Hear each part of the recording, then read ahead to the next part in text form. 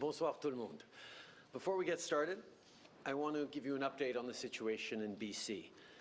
As you know, the folks in British Columbia are going through extremely difficult times right now, and the federal government is working with the provincial government and everyone on the ground to help them as best we can. I asked Minister Blair to convene an incident response group meeting yesterday. He convened another one again today. And the ministers gave an update a little earlier today to Canadians this afternoon. First of all, we approved BC's request for help yesterday. The support is moving right now, and we will do more to help people directly. The Canadian Armed Forces on the ground have been helping out. They've already rescued over 300 people. Helicopters out of Kamloops and Esquimalt have been deployed.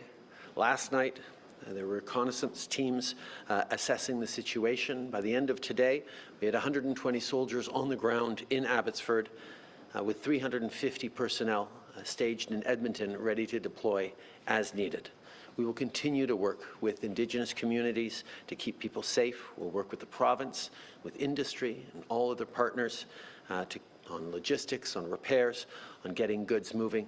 Nous savons à quel point c'est une situation difficile pour les gens en Colombie-Britannique, mais je peux vous assurer que le gouvernement fédéral reste sur l'enjeu. On est là pour donner toute l'aide nécessaire aussi longtemps que ça durera. On est en train de se mobiliser aux côtés de la province. This trip to DC has been extremely effective. During the bilateral meetings I had with the American administration and the North American Leaders Summit, we've really seen that our partnerships are strong and unwavering. On est toujours prêt à continuer à travailler ensemble sur des enjeux importants pour nos citoyens. D'abord, sur la COVID, our first priority remains putting this pandemic behind us, ensuring we continue to roll out vaccines, including getting as many of our populations vaccinated as possible, moving forward on vaccines for children, moving forward on booster shots for those who need it. We're going to be continuing to coordinate and work together with our North American partners to ensure that we are not only ending this pandemic here in North America, but also doing our part to end it all around the world. Nous avons des liens étroits entre nos trois pays qui nous permettent de faire face à de grands défis ensemble. Pour rebâtir en mieux, il faut apprendre des leçons de cette pandémie et se concentrer sur les gens vulnérables et comment on va relancer nos économies pour une forte croissance économique. Obviously, the CUSMA free trade deal, the new NAFTA that we signed just a couple of years ago, is a strong pillar of support for trade in our economies and continues to create opportunities for our citizens. We talked about the need for resilient, sustainable supply chains, particularly coming out of this pandemic, and support for small businesses as well. I did have an opportunity to directly raise concerns about the proposed electric vehicle tax credit, as well as discussing the Buy America initiatives and concerns around the Line 5 situation. But we have to remember that people are at the heart of our economy. To remain competitive, workers and businesses need the right conditions to thrive. We have to be there to invest in them, to give them the opportunities to grow. Part of that is recognizing that we have to face climate change. We have to be strong leaders on the environment. And we have an opportunity to become global leaders in clean solutions. We also can move forward on strong labor protections and standards, and we'll always be there to reinforce and strengthen our democracies as we encourage and stand strong for democracies abroad as well. Le monde est plein de défis et de changements ces jours-ci, en sortant de la pandémie, en regardant tout ce qui se passe un peu partout. Et nous avons une force et une résilience entre leaders nord-américains, 3 leaders progressistes au Mexique, aux États-Unis et au Canada, qui sont axés sur le bien-être des gens, tous les investissements qu'on doit faire ensemble et tout l'apprentissage qu'on fait en sortant de cette pandémie pour bâtir un monde meilleur pour tous. We're going to keep doing the work. We're going to keep delivering for our citizens and building a better future. Merci tout le monde. Thank you, Prime Minister. Merci, Monsieur le Premier ministre. On va maintenant prendre 25 minutes de questions. We'll take 25 minutes of questions. Bonjour, M. Trudeau, Mélanie Marquis de la presse. Vous le disiez, vous avez soulevé l'enjeu du crédit d'impôt pour les véhicules zéro émission. Qu'est-ce que vous avez dit à M. Biden et que vous a-t-il répondu en retour? Ça fait plusieurs mois maintenant qu'on souligne l'enjeu qui nous préoccupe par rapport au crédit pour les véhicules électriques qui seraient seulement faits aux États-Unis. On a souligné à quel point ce serait un grand problème pour la production d'auto au Canada. On a très clairement souligné notre position. Les Américains, au fil des conversations qu'on a eues, pas seulement depuis des mois, mais particulièrement ces 2 derniers jours, nous ont entendus très, très clairement et on va continuer de travailler sur cet enjeu. We've been highlighting our concern around the proposed electric vehicle credit for electric vehicles uniquely made in the United States and the impact it would have on Canadian jobs, on the Canadian auto industry at a time where we are investing significantly in the kinds of zero-emission vehicles that the world is going to need in the coming years. I highlighted over the course of these past 2 days in many, many different conversations Canada's real concerns about the impact it would have not just on the industry in Canada, but on the integrated industry and workers on both sides of the border. And we're going to continue to do the work necessary to not just highlight our position, but find solutions. Mais M. Trudeau, les Américains ont pas l'air d'être sur la même longueur d'onde. La porte-parole de la Maison-Blanche, Jen Psaki, disait que c'était pas comme ça qu'il voyait quand on lui a demandé si ça contrevenait au nouvel ALENA. Donc, qu'est-ce que les Américains vous ont répondu? Puis, qu'est-ce que le Canada peut faire? Qu'est-ce qu'on a dans notre boîte à outils pour essayer de les persuader de changer de cap? Bien, tout d'abord, comme on a vu à bien des moments au cours des dernières années, c'est de créer des barrières additionnelles entre le commerce et le travail que nous faisons ensemble dans l'industrie automobile ou autre. C'est pas juste difficile pour les Canadiens, pour les travailleurs canadiens, ça finit par être difficile pour les travailleurs américains et pour l'intégration de notre économie nord-américaine. Alors, nous allons continuer de souligner nos préoccupations là-dedans. Nous allons continuer de travailler avec les Américains pendant que eux entament les différents processus législatifs qui entourent cette proposition-là. Et on va continuer d'être là, comme les gens savent qu'on fera toujours, pour défendre les intérêts des Canadiens. Good evening, Prime Minister. Steve Scheer, Reuters. NAFTA originally came about in part to integrate the North American economies to compete with the European Union. Today, we heard the Mexican president talk about greater integration of North America to compete with China. And I was wondering what your thoughts were on what he said and whether you agree with that point of view. I think regardless of what counter forces are out there, it is obvious that working together to be more competitive in North America is extremely important, particularly at a time when we're seeing some of the challenges faced by supply chains that stretch out across the globe. There is a desire coming out of this pandemic to look at more resilience, more trusted partners, more ability to be self-sufficient, and that can happen not just within one given country, but within one region. And that impetus for us to continue to work together and look at how we can even deepen our supply chain cooperations from everything from critical minerals in Canada to manufacturing to greater partnerships on services as well. These are the kinds of things that create resilience within North America that are very interesting for us all. You said you got to discuss some of the irritants, let's say, for Canada, Line 5, Buy American, and EV tax credits. Would you say you're disappointed that you don't have solutions? I think we all understand that in a relationship as big and as deep and as all-encompassing for so many of us as the relationship between Canada and the United States, there are always going to be challenges coming up, and as we solve some, new ones will arise. And what is most important is that we have strong, direct lines of communication and that we engage with them in constructive ways. And that's exactly what we've done. As we've consistently stood up for Canadian jobs, for Canadian workers, for Canadian industries, it significantly helps that the current integration and the overlaps within our supply chains and the fact that we work so well together already means that it's difficult to find things that are bad for Canada that aren't also in some ways difficult or bad for the United States. And those are the conversations we continue to have. Monsieur le Premier ministre, Richard Andrés de TVA, dans le communiqué conjoint des trois leaders, il y a une référence au fait qu'on est confronté à une crise de santé publique liée à la multiplication de la violence armée. Et il y a une référence au fait qu'on veut s'attaquer à la multiplication des armes avec une comprehensive coordinated approach.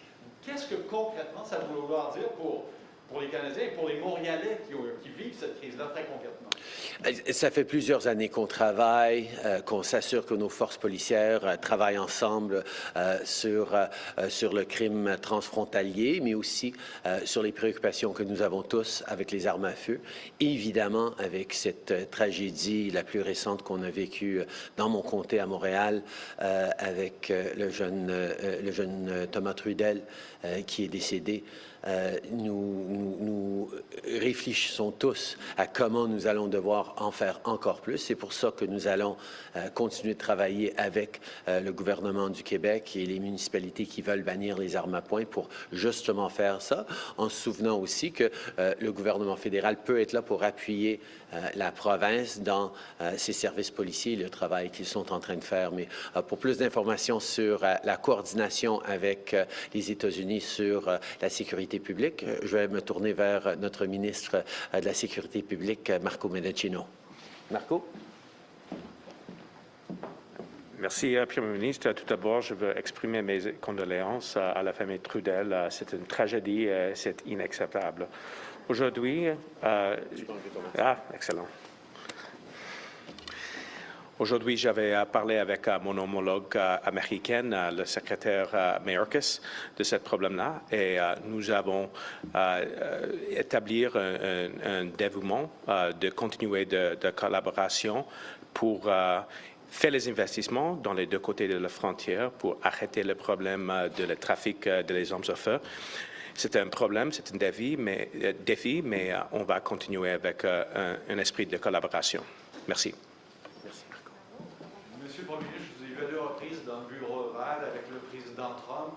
Expliquez-nous en quoi cette fois-ci de discuter, de négocier avec le président Biden, c'était différent par rapport à ce que vous avez vécu. Tout d'abord, je pense que c'est assez évident que nous sommes alignés sur les valeurs de façon profonde, moi et le président Biden, que ce soit par rapport à la lutte contre les changements climatiques, que ce soit d'être engagé de façon positive dans le monde pour défendre la démocratie et les démocraties, que ce soit au niveau de la croissance pour la classe moyenne, d'être là pour les femmes, les minorités.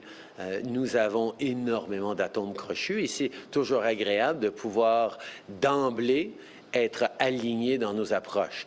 Évidemment, il va toujours avoir des points de différents entre nos deux pays, mais on a la capacité justement de bien travailler ensemble pour les résoudre. David Aiken, Global News. Good evening, Prime Minister. You may have heard that China has apparently kidnapped one of its top tennis stars, a woman who had just accused a top member of the Chinese government of sexual assault. No one can find her. And that reminded many Canadians that China kidnapped our citizens and still holds some. And then many Canadians might say, why would we fund any athlete to go to the Olympics? Why should we send any Canadian athletes to the Olympics to reward China for their awful behavior? I think, first of all, the issue of the 2 Canadians who were illegally and arbitrarily detained by China came up a number of times in my conversations over the past couple of days, and I thanked a number of members of Congress and, of course, the administration for being steadfast friends and helping to resolve this situation where Canada was simply standing up for a treaty that we'd signed with one of our oldest partners. We're pleased that was resolved. But of course, over the past many months, we have been having conversations with partners and allies around the world about the Beijing Olympics, about what our approach should be. I can highlight, however, that there are an awful lot of athletes in Canada and around the world who have been training and focused on this very, very much. And we're looking for a way to both be able to see them show their capacities and fulfill all the hard work that they've done for many years, while continuing to demonstrate our real concerns with the way the Chinese government has behaved. Many athletes, of course, can win world championships, etc., and do it another four than the Olympic. Nonetheless, you were sitting beside Mr. Biden today when he was asked about this question, and he said he would consider maybe a diplomatic boycott. So I wonder if there might be other measures where the Canadian government might say, right, our diplomats are not going to participate in the Beijing Olympics. Did you have a discussion with Mr. Biden about that, and might we expect a boycott of our diplomats? Like I said, we've been engaged with like-minded partners around the world over the past many months on this issue. We continue to have those discussions, and as the games approach, I'm sure there will be more information as to the exact posture Canada and indeed the world will take towards this issue. Prime Minister CDC. On the electric vehicles, you're talking about wanting to find solutions to this issue in the United States. Can you talk about some of the solutions you're putting forward? What do you want to see the Americans do to finish this? Well, first of all, as a reminder, there is very much still a legislative process underway that has a number more steps. There are reconciliation and implementation issues as well. These are conversations that we have been busy having. I can certainly tell you that the Americans are very aware of Canada's position on this and our concerns around it, and quite frankly, the threats it poses to over 50 years of integrated automaking in our two countries that was most recently reaffirmed through the Canada-U.S.-Mexico Free Trade Agreement, the new NAFTA. What are you looking for, though? Are you looking for Canada to be included in this tax credit? I mean, what specifically do you want? I think there are a number of ways to look at solving this, but the essence is to recognize that Canada has been making significant investments in zero-emission vehicles, that we have a commitment to make sure that 50% of all new vehicles sold in Canada by 2030 are zero-emission, and indeed 100% of new vehicles in Canada will be zero emission by 2035. We are committed to doing it. We have critical minerals like cobalt and lithium and nickel and others that are essential in the production of zero emission vehicles. We can and must continue to be a strong player in the integrated North American auto production and market, and that is the point that we made very clearly to a number of American interlocutors over the past couple of days. Adrian Morrow with the Globe and Mail.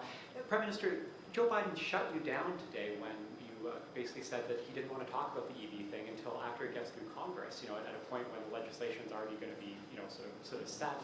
I mean, how disappointed are you, or how disappointed should Canadians be that, you came down here with a pretty straightforward request, stop trying to violate this trade deal we signed with you, and the President basically said, don't want to talk about it.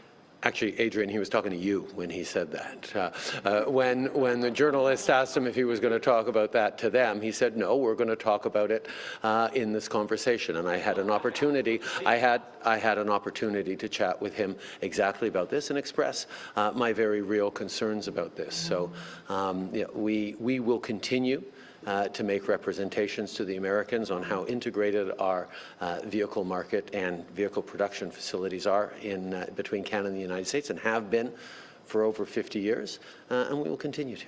So what did Joe Biden tell you then? If he said, okay, we are going to negotiate, we're not going to wait until the end of the legislative process, what was it that he told you then? We talked about how we need to find solutions moving forward, but those conversations will continue to be ongoing.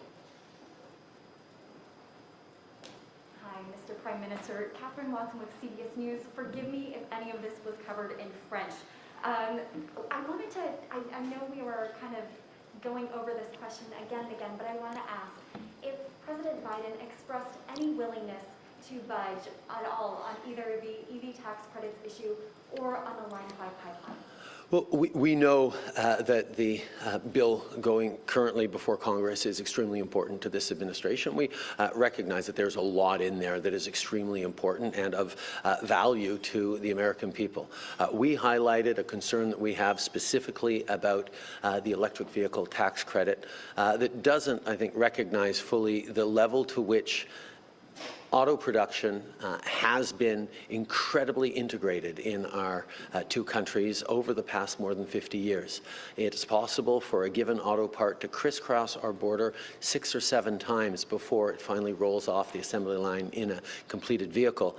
And we know we're going to be able to work together on building electric vehicles that, quite frankly, not just our citizens, but the world needs. So we highlighted that we should be able to find a path forward to continue to build vehicles together, because it's good for competitiveness, it's good for jobs on both sides of the border, and it's good for fighting climate change for the future. Sure. And then will Canada file a dispute under the USMCA, or I should say CUSMA, if the proposed electric vehicle tax incentive issue isn't resolved? As you know, there are still many steps to go through in terms of this legislation, so we will see how they unfold step by step. Bonjour, Monsieur le Premier ministre. Radio-Canada. Est-ce que vous êtes déçu par le protectionnisme du président Joe Biden par rapport à celui de Donald Trump, qui n'est finalement pas si différent? Votre sentiment là-dessus? Au contraire, nous savons que nous allons toujours devoir travailler main dans la main avec d'autres pays pour créer des opportunités pour nos travailleurs. Je comprends qu'on est dans une ère présentement aux États-Unis où il y a un sentiment de protectionnisme qui court depuis plusieurs années, mais comme on a toujours pu souligner depuis des décennies, l'intégration actuelle de nos deux économies, de nos chaînes d'approvisionnement, veut dire que dès qu'il y a application de protectionnisme contre le Canada, ça fait mal à des travailleurs et des manufacturiers aux États-Unis, en plus qu'au Canada. Et on va continuer de démontrer que cette réalité d'intégration de nos économies veut dire que nous allons toujours mieux faire quand nous travaillons ensemble. Une dernière question, traduire un peu tout ce que vous avez dit en anglais. Sur les véhicules électriques, est-ce que vous avez obtenu une garantie ou une promesse ou un engagement de la part du président? Dans bien des conversations qu'on a eues hier et aujourd'hui avec différents membres de l'administration, du Congrès, on a souligné très clairement nos préoccupations que, évidemment, cette approche qu'il propose ne sera pas juste mauvais pour le Canada, mais serait aussi mauvais pour les États-Unis, étant donné l'intégration actuelle et la compétitivité de la production automobilière au Canada et aux États-Unis. Nous allons continuer de travailler de façon engagée et positive pour pouvoir résoudre cette situation. Frédéric Arnould de Radio-Canada. Monsieur le Premier ministre, vous avez rencontré aussi Mme Pelosi et M. Schumer. Est-ce que vous avez senti qu'ils étaient plus réceptifs aux préoccupations canadiennes que M. Biden sur l'enjeu, encore une fois, des voitures électriques? Évidemment, le Congrès est en train de débattre et possiblement de voter sur ces mesures actuellement. Alors, je ne vais pas présupposer ce qu'ils pensent ou ce qu'ils pourraient dire ou faire, mais je vais souligner qu'on a eu des conversations extrêmement positives et productives et ils sont très, très au courant des préoccupations du Canada et de l'impact potentiel que ça aura sur les emplois et la prospérité aux États-Unis aussi. Finalement, sur les enjeux canadiens, pendant ce sommet, vous aviez des attentes, des espoirs. Sur une échelle de 1 à 10, là, au niveau de votre satisfaction, vous en êtes où? Bien, écoutez, je ne vais pas faire votre job pour vous de coter les rencontres. Ce que je peux dire, c'est qu'on a réussi à s'entendre sur les grands enjeux, que ce soit les chaînes d'approvisionnement ou avoir un rapport d'ici 120 jours, que ce soit au niveau de nos stratégies à l'international en Indo-Pacifique, par exemple, que ce soit au niveau du travail que nous allons faire ensemble sur la science et la technologie, que ce soit sur les changements climatiques ou la COVID. On a eu une occasion de se rassembler entre 3 chefs progressistes en Amérique du Nord pour parler de nos préoccupations partagées et parler surtout de comment nous allons pouvoir mieux livrer pour nos citoyens. Ça a été une très, très bonne rencontre. Prime Minister from Bloomberg News. You would appear to be coming home somewhat empty-handed from this. The Conservatives put out a statement, admittedly before the summit ended, saying that U.S. relations are at a nadir despite the renewed Three Amigos summits, and I did note at the end of the communique when it came out that there will be another one held next year in Mexico. What can you tell Canadians that you're coming home with, and did you make any progress on Line 5? We spent a lot of time on EVs, but did you get any assurances on Line 5? I think one of the things that probably really bugs conservatives is to see that there are three strong progressive leaders in North America who've come together to talk about the things that really matter to citizens, whether it's growing good middle-class jobs through strengthening our trade and cooperation on big issues, whether it's putting an end to this pandemic, which, as the Conservatives know, passes through vaccinations, whether it's working to fight climate change, which is, again, something that Conservatives have dragged their heels on. These are things that we have come together to achieve, and we're going to continue to work in the best interests of all Canadians as a government and work in the interests of North Americans as three governments. And on another subject related to slightly outside North America, I'm curious if the subject of Cuba came up. The Americans earlier on were talking about seeking a different approach from Canada and Mexico on Cuba. Canada and Mexico have warmer relations with Cuba than the U.S. After this weekend's protests were effectively completely stifled by the regime, was there any ask of the Americans to you or President López Obrador on Cuba? Canada has, for many, many decades now, pursued an independent policy, its own approach to Cuba, which does not align directly with the United States, but does not turn a blind eye to the real concerns we have around human rights violations and concerns for the Cuban people. We will continue to engage in a robust way and seek better opportunities for the Cuban people while keeping consistent with the Canadian approach that has always been effective. Mr. Nick Taylor-Lazy from Politico. Obviously, British Columbians right now are going through a horrible time. Do you have any plans before the return of Parliament to visit British Columbia? I will visit British Columbia when the time is right. Obviously, our priority right now needs to be on getting all the immediate help and rescue that people need, which is why we've been holding incident response groups. We've been deploying CAF members. Our ministers have been working very, very closely with their counterparts in the BC government, and I've had multiple conversations with my ministers, with the Premier, with indeed a number of mayors affected in the region. We will continue to stay on top of it and every step of the way do everything necessary to help the people of BC who are going through an extremely difficult time right now. And on the border, at the summit today, was there any discussion about lessons learned from the pandemic and how to maybe align more effectively in the case of a similar crisis down the road? Absolutely. One of the concrete commitments that came out of this bilateral visit was a commitment, certainly between Canada and the U.S., to renew a vision for the border, to look at how we can draw lessons from the pandemic, lessons from the past years, to strengthen our ability to continue to smoothly move goods and services while keeping people safe, while respecting our values. These are the things that matter, and I look forward to seeing that dialogue unfold as led by our Minister of Public Safety and others. Thank you. This is what concludes tonight's press. C'est ce qui met fin à la conférence de presse de ce soir. Merci tout le monde. Merci beaucoup. Bonsoir tout le monde.